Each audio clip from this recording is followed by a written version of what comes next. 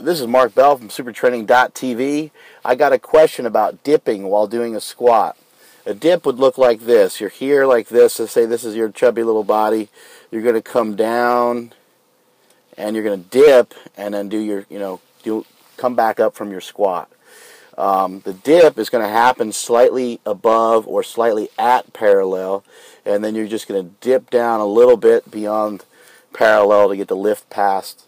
And also you're going to kind of rebound off of your own body. You're going to use that eccentric phase, and you're going to rebound off of your own body utilizing the body's stretch reflex. Whether you're raw or geared, you'll get a similar effect. If you're in your gear, you'll kind of get more of the effect from your gear than your muscles. If you're not in gear, then you'll get more of the effect from your muscles, not your gear.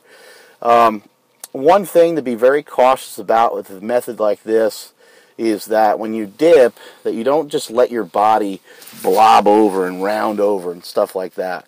You want to try to keep the chest high still. You still want to keep proper positioning. The most important thing in powerlifting is the position of power. Being in the proper position, being in the right place at the right time is probably the most important thing. So how you do your squat, whether you choose to dip or whether you choose to breathe a certain way or however you want to do it, you have a certain technique when you unrack it or whatever.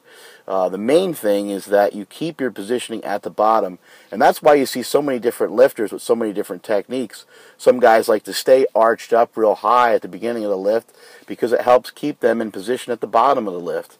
Some guys think that if you can overarch and that you can have your head up too high, and that's true for some people and not true for others. So that's why you see a lot of these different things going on. If you want to practice the dip and you want to start to try to incorporate it into your training, start with light weights, start with sets of 5, and try to get a good feel for it. And when you dip, make sure that when you dip that you drop, but you don't drop your chest. Keep your chest upright, stay tight, dip, and then really push hard into the floor. I try to basically spread the floor apart with my feet, as Louis Simmons would say.